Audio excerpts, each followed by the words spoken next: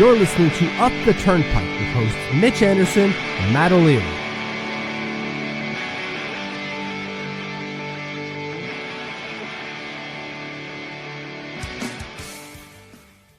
Hello and welcome to Up the Turnpike. What is going on? Matt O'Leary alongside Mitch Anderson. Mitch, how's it going today? Pretty well. I'm appreciating how my hair, I'm going to draw attention to it now, covers where my helmet was on my forehead. Like, look how red that is. Very. I was out rollerblading with my dog. Took me on 3 miles, just about. That's good. It was 7 kilometers, and I think the conversion is 2.6 kilometers per mile. So along 3 miles, and then played at the park, and that's when I got the message going like, "Oh shit, I'm late." So that's how I'm good. doing. We gotta come back and talk some free agency projections, Mitch. We gotta get you back. Yeah. Well, so how are you doing? First off, before we jump into it. Doing great. Still recovering from the Anthony Duclair fallout, but I am doing fine. Right. We mentioned in the Anthony Duclair fallout, we talked about at the end. I pulled the pin on the grenade and threw it out there, going like, I don't think the Islanders are going to do well, or not do well, but pull in the big free agencies we think they will.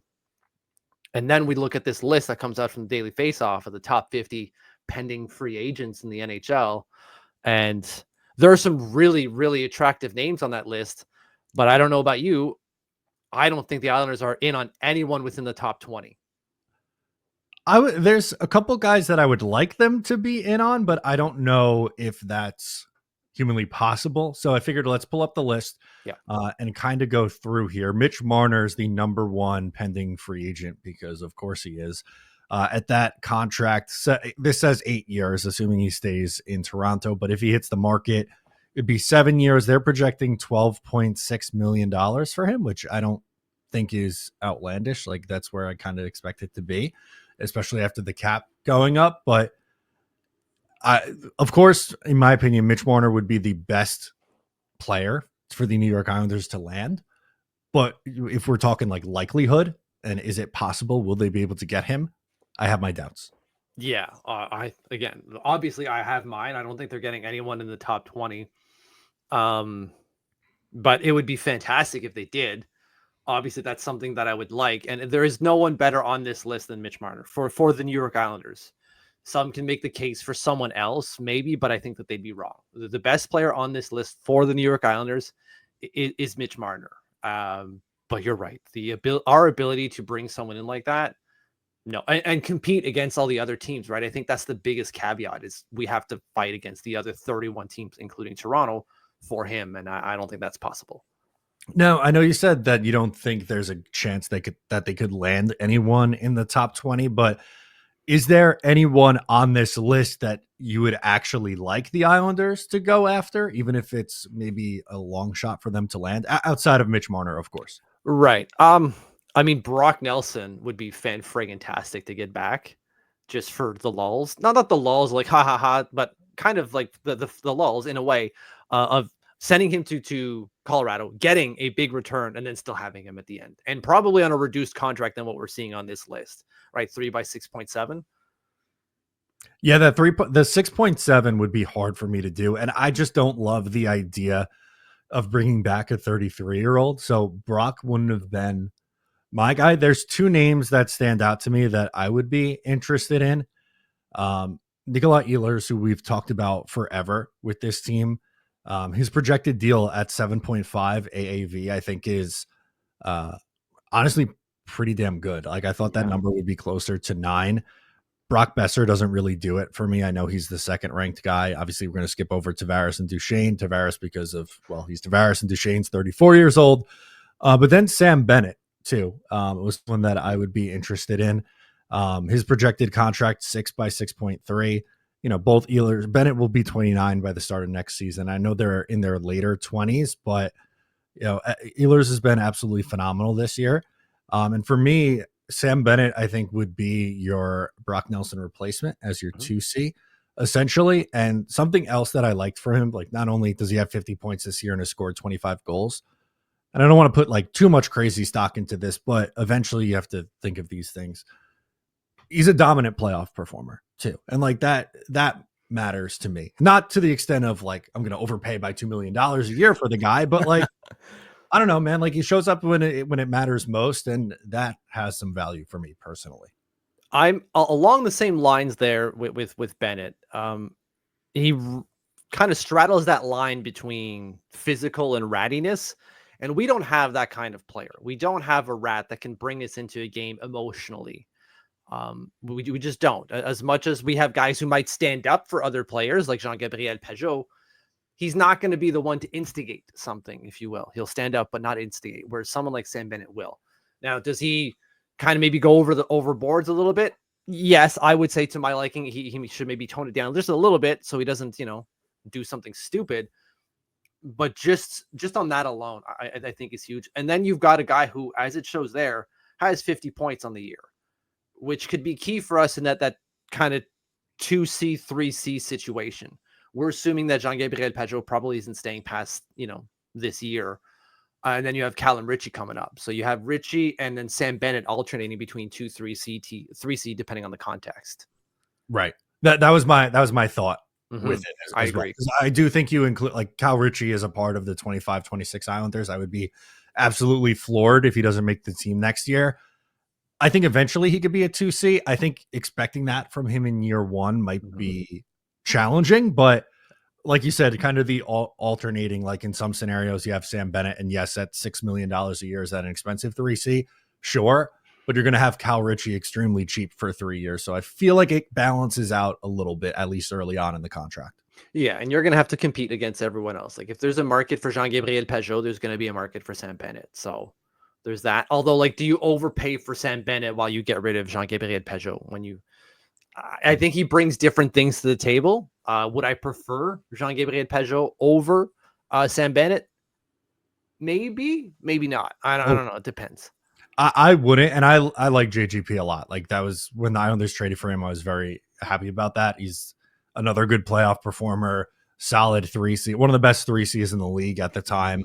It's declined a little bit over the last couple years, I would say, although production has been better this year, and he's very good in the faceoff dot. I think Bennett has more pop in the goal scoring department at this point in his career. So that's a big difference maker for me. Yeah. Now you glossed over Brock Besser, but that's a player that I look at going, I would not mind having Brock Besser play with Matthew Barzal. That sounds really good. And I don't buy for a second that contract that is sitting there by 7 by 9.1. I don't think for a second Brock Besser is getting 9.1. Or Okay. Boser. I forget exactly how you pronounce his last name. I think I do it wrong. I'm not sure exactly. Someone from Vancouver is going to correct me in the comments for sure. Yeah, who cares? But I know he had 40 goals a year ago. Yeah. This year, 46 points, 24 goals rather, in 68 games played. Probably finishes somewhere in the 50s in points and around 25 to 27 goals. He has just been so like up and down in his career for me. I don't know what to make of that. Which is why I don't think he's getting anywhere near $9.1 million per year. That sounds crazy to me. So what do you think is a fair market value? Because that 9 is part of what scared me off. Yeah, I would say $7 to $8 million, no more than 8. And that's you're giving potential, right? I don't know. I wouldn't go any higher than that. I know that's only $1.1 million difference, but that's yearly. That's still big. Yeah, I think if it was closer to 7 million, I'd be more interested. Mhm. But if I had my choice between Besser or Ehlers and it's similar AAV, my preference would be Ehlers over Besser. Yes, I totally agree with you. I would prefer Ehlers over Besser just because of what Ehlers brings in terms of transitional play, in terms of his speed, something that we're trying to build into this team. But again, I don't believe that the Islanders are going to get any of these guys because their last free agency, they brought in Reclamation Project Anthony Duclair, and look how that has worked out.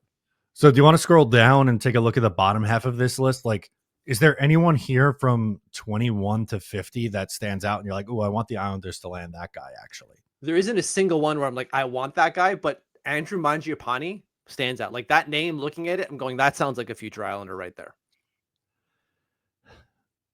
I don't like it. At 4 agree. by 5.3 with 26 points and 14 goals on the season. Like that would be deflating for me. Just at that cost, because can he bounce back? Has he had great years in his career? Of course. but I don't know. Like Washington is awesome this year, and it's not like he's been this key producer for them. Mm-hmm. I would not be a fan of that move. No, but the Islanders are going to look at how he benefited from playing with Matthew Tkachuk and Johnny Gaudreau, and they're going to be like, look at the stat line that he had. It was the most dominant line in hockey that year. So we got it. There's more potential there. And you're like, no, guys, there is not. Unless you have Matthew Tkachuk and Johnny Gaudreau. And Bo Horvat and Matthew Barzal are not the same. Maybe Barzal, Johnny Gaudreau are close, but Tkachuk, Bo Horvat is not. It's not on the same level. It's just not. No, and they're good play. Like Barzal and Horvat, they're good players, and I like them as a duo together. And clearly, they need another guy on that line. But I don't think Mangiapane is taking that line to the next level. Like you're trying to find someone that makes sense to play with them, and I just think you'd be taking like this massive gamble rather than some of the guys we mentioned above who at least have that proven production recently. I agree, but looking at exactly what they did last window. If that's their strategy, that's going to be their strategy this year. And that's it. What about you? Is there any names that stand out to you in that list? No, I don't like really any of these names for the Islanders. It's a lot of like middle tier guys like Mason Appleton. They have a million Mason Appletons that they could choose from that they could play on the third line. Like what's the difference between, paying Simon Holmstrom $3 million a year or Mason Appleton 3.6 at 29 to give you 10 goals and 21 points. Like there's just no one on this list really moves me. A lot of the bigger names are all well into their 30s. Corey Perry, Brandon Tanev, Riley Smith even stands out to me as like a super budget 3C. But if I had to choose between him, if it went like in order of it, to me, it'd be Sam Bennett, Jean-Gabriel Pajot, and then a distant third, Riley Smith. Yeah, Riley Smith didn't. I know like production isn't horrible at 34 points, but he wasn't great with the Rangers, and I don't think he's been really all that great with Vegas either so far. For some reason, I thought he was a center. He's obviously not a center. He's a winger. I think I just equate his tenacity as a center. The way he plays the game seems like a center. He's not though. So I don't know why I equated those with the three. But so already not valuable. So yeah. When he's on, he was a very good player. I just don't think at his age, at this point, at 34 years old, like you could ever expect him to look like the 2016 version of himself when he was killing the Islanders in that series a decade ago. Exactly. God, I hated him then, which is part of the reason why I want him. Totally fair. But yeah, honestly, like I said, just looking at this list, not the guys towards the bottom don't really move me. And then like the guys at the top, obviously, to me, the three that I would love, Marner's the dream. Don't think it's likely. From there, Ehlers or Bennett would be my like next crop that I'd be looking at. But what are the chances that they land those guys is what we've kind of been talking through. Yeah, I totally agree. We'll see what they actually do in a couple of months, right? We're only April 4th, so they've got 3 months to get to that point. We'll see what happens, man. They gotta have to clear some money if they want any chance of getting Mitch Marner. They are. So hopefully that offseason of change that Lou Lamoriello has talked about actually comes to fruition here. Yeah, change, right? We'll see what he means by change. Yeah, buy out Pierre Engvall, and that's your change. I changed the berries I have in the morning. Or from blackberry to raspberry. Here's my double bird, and you're going to like it. Oh, this team sucks. All right, guys, that'll do it for us on this one. We'll be back with a post game later tonight after the New York Islanders game. So make sure to subscribe if you're new to the channel. I'm Matt. He's Mitch, and we will catch you next time.